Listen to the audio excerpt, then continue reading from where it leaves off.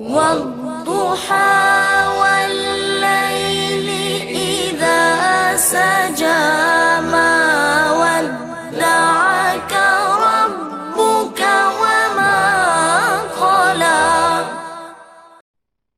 Told me, hey, I got something fantastic to tell you. He said, I am affiliated with people that speak with the spirits of the dead. How would you like to talk to the spirit of your dead mother? And I was shocked. I was shocked. He said, you wouldn't be afraid of talking to the spirit of your dead mother, would you? Well, I said, I'll tell you what, I would have to give that some thought, because it's something I never thought about before in my life.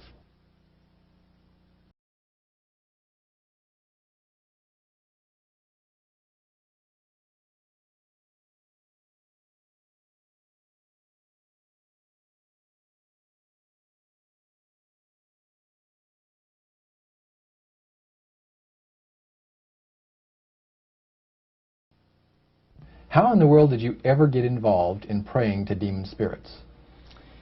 Well, when I came out of the Navy after World War II, I was looking for take up a trade in Montreal, Canada. And at that time, I ran across a fellow that had been on a particular ship with me. And he said, hey, Mono, you're alive. How nice to meet you. He said, let's have dinner tonight. I said to my boss, can I have the evening off? Because I was the assistant to the Windsor bowling alleys and billiard, you know. It's the high-class place in Montreal where all the dress manufacturing people go and relax. So I got the evening off, and I went out, we went out and had dinner. He told me, hey, I got something fantastic to tell you. He said, I am affiliated with people that speak with the spirits of the dead. How would you like to talk to the spirit of your dead mother? And I was shocked. I was shocked.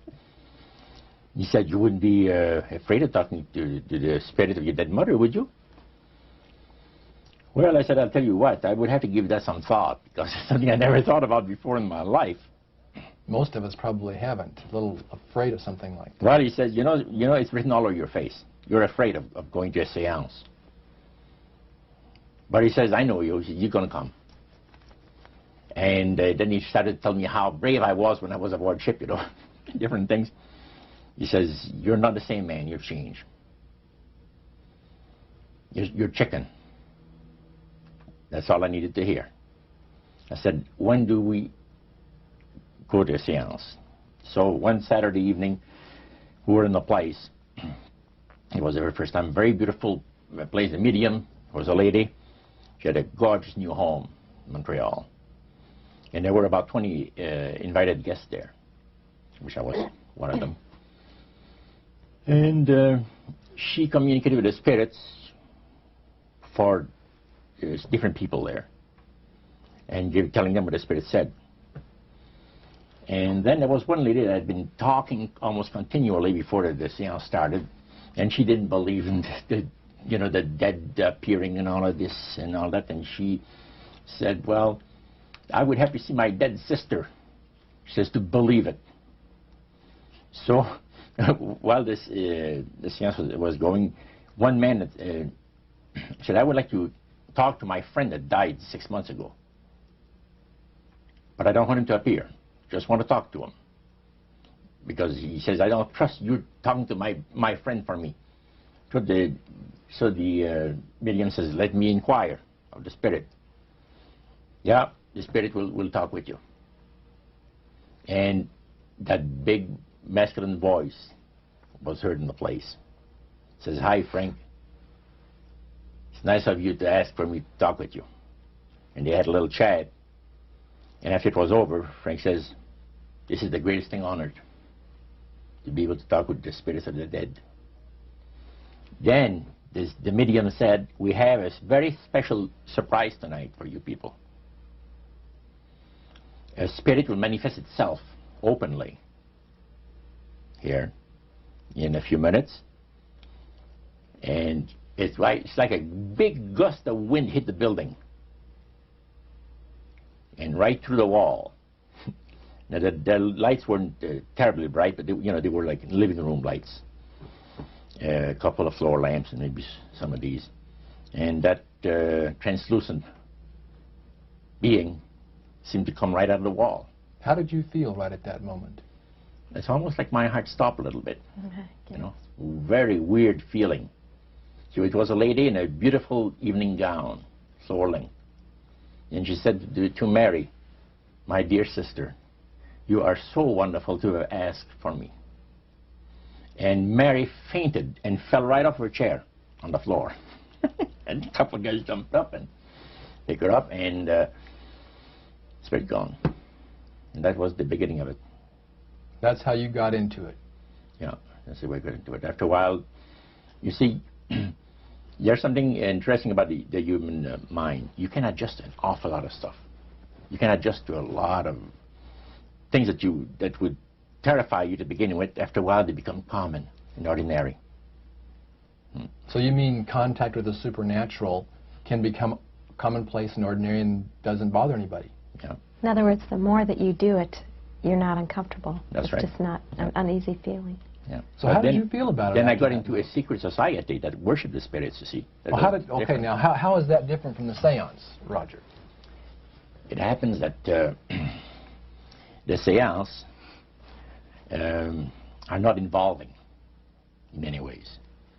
But when you get into a secret society of spirit worshippers, then, and especially when you're invited there by the direction of the higher-ups in the spirit world, you never get out of there alive. And this is exactly what my friend and I were up against. We didn't know anything about it. And there was a very, very popular big band leader. Jazz musician? Band, yeah. Very famous. He played a lot in Montreal, Canada, Vancouver, the big cities. And one night we went to one of these seances, and he was with his wife. Now the spirits had told him what to do. Spirit told him, there's two of these guys, give the names, and your wife will want to talk, we'll make it so that your wife will want to talk to the medium when you say that you want to go home because you're tired. As soon as you see that these guys are starting to want to leave, then leave with them at the same time. And as you get outdoors, you ask them if they're driving. They'll say, no, they're going to take the tramway a couple blocks away. Well, you invite them to get in your car with you, and that you will take them to a fancy restaurant and treat them to some good food and talk about the merchant navy. And that's what the guy did. And there we were in this plush restaurant, pulled into a little alley, and I can still see it like it was yesterday. Just enough room to pass the car, back alley, that happened to give on a restaurant that was on St. Catharines Street, which is the main street of Montreal. And that was quite an evening. So Roger, you're at this restaurant. What happened? Well, after we were seated, in entering there, the place was just full, packed tight. But there was a couple of tables against a wall that had a reservation sign on it. And the owner of the place recognized the band leader and came and said, good evening, and you gentlemen want a table. So you're one of the reserve people. So we sat there, and we had our favorite alcoholic beverages, you know. And as we talked, the band leader says, how long have you fellas been involved with sorcery? And he shocked us a little bit, and I said, exactly what do you mean? Well, he said, you know, what you people are doing, talking to the supposed spirits of the dead. He says, this is silly. And this man had been at the seance with you. Yeah, oh yeah. And he's telling you that it's silly what you've just done. Because see, my wife, he says, goes to these seances because she gets comfort and she gets something good out of it, good feeling out of it. And she lives for what the spirits, you know, are going to see that the future is going to be like. To me, he says, I can't bother with this stuff. He says, I want power. I go right to the source of power. And he says, how do you think that I became famous the way that I am? Well, I said, you must have had some good luck. Well, he says, there's no such thing as good luck. He says, there's either some power working for you somewhere, or you don't get ahead in this world. Not in my type of occupation. So it went from there. We got talking about spirit worship. Did it intrigue you? Or did it make you want to find out more about what exactly he was talking about? Yeah. So he said the supposed spirits of the dead that you're talking with are demon spirits. They're fallen angels. They're beautiful beings. Just set it out, just like that. Oh, yeah. It didn't make you uneasy when he said they were Well, just you know, it demons? shocked you a little bit, you know. Something that you first hear mentioned to you. He said, you guys have got a great future ahead of you. Because we've been told, the high priest of our society, secret society, has been told that the master has very special plans for you too. Now, what did he mean by the master? Satan. And we were interested to hear more about it. And he told us, he says, look, we worship spirits. We worship Lucifer and all his angels. They're just as beautiful as they did before they were cast out of heaven. He says there was a misunderstanding in the whole thing, he says, among the inhabitants of the galaxies. And he says our master was misunderstood. And God did not bear with him like he does with people that make mistakes today. So we're in a warfare, good against evil. And we happen to be the evil ones, but we're not that bad. He says, I look at this business between the forces of good and evil. He says, you believe in one person believes in God, and everyone believes in Lucifer. It's like politics. So the great controversy is real. And you've heard someone talk about it that's on the other side. And to these people, they are sold to the fact that Christ will not return to this planet with power and great glory. He's going to abdicate all claims to the planet, because the high priest once said that Christ will abdicate all claim to the planet because he knows that it is lawfully and rightfully Satan's. And at that time, he says, Lucifer, you mentioned Lucifer a lot of times, but he mentioned Satan also. He says, the master, usually they like to talk about the master will resurrect his people from the graves.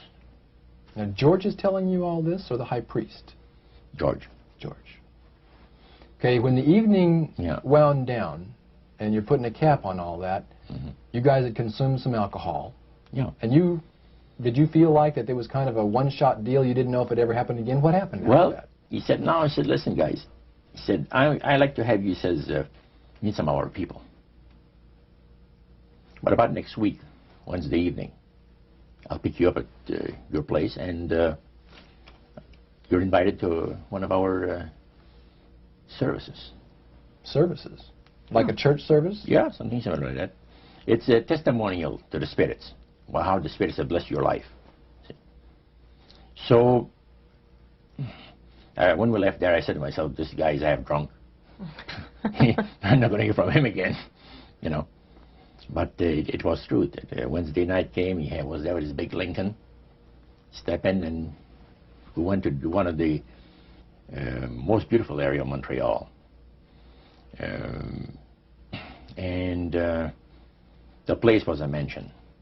Now, a mansion is usually very large. We call this a small mansion. It was beautiful. Most beautiful place. Yeah.